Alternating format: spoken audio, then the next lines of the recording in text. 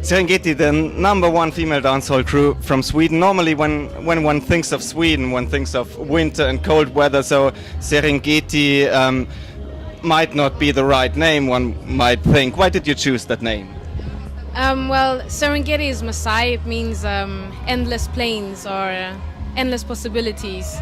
So when we found the name, we thought it was a very good description of us two and our musical ambition. So we took it. Yeah, Serengeti. When I talk to female Jamaican artists, they often complain that it's very hard for them to come up front because they are discriminated against. But in Sweden it seems to be different. You had a huge crowd, you have Jackie, which is quite popular. So the Swedish dancehall scene is very emancipated. Yeah, I hope so. It feels like we don't have any problems with that. Like we get the same. I mean, like our male colleagues, and feels the same for us, I think. Yeah, I think Sweden is known as one of the most gender equality countries in the world, and it shows musically. But at the same time, I mean, if you look at Uppsala Reggae Festival, women are still a minority, and you can ask why.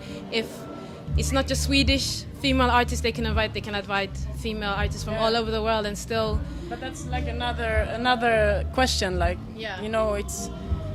The female artists are still like really a minority, but it's not like we are getting some. It's not. I don't feel that we have been pushing back, but I don't know. The question is, how do we get more female artists to festivals and really shows? Hope that we can inspire more. Yeah.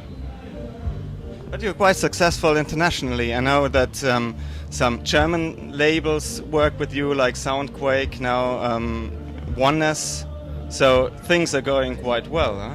Yeah, I think we were very lucky to establish the collaboration with Soundquake, partly due to Captain Röd, who produced Every Day. He produced the Empress Rhythm, which we released through Soundquakes and some other artists.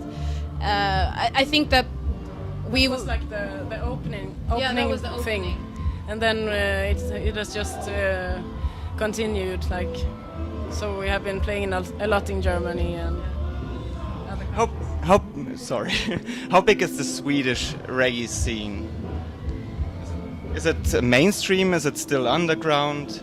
Yeah. Unfortunately, it's still underground. I mean, Uppsala Reggae Festival it's one of the largest festivals in Sweden, but still, you won't hear reggae dancehall music, you know, on mainstream radio.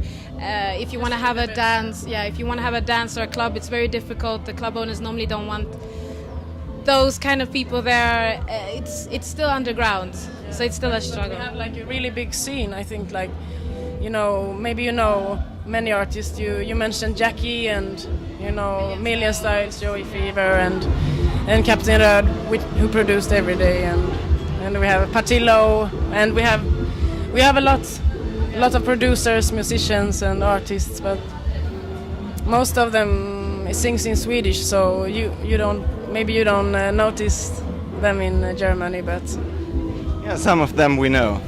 But one question I have to ask: when I walk around the festival in the evening, it's quite cold, but still the girls are wearing short trousers and tank tops. How is this possible? I wear, when sun goes down, I wear my winter jacket. But the girls, they are still half naked, so to speak. I appreciate that, but how is this possible? Oh, okay, you appreciate it. Okay, well then that's good. No, this is the thing. This is the Swedish summer. So it's either now or never, basically. Yeah, I think maybe people are used to it, and or they are drunk and they don't feel the cold. I don't know. or it's because it's Uppsala Reggae Festival and it's reggae and dancehall music, and it's just not. They wouldn't feel the... be dressed like they are dressed in the clubs or something. Exactly. Nice. It's just a theory. We don't know. It's just a theory. So, guys, next year come to Uppsala. You won't regret, I can tell you. Thank you so much, Serengeti.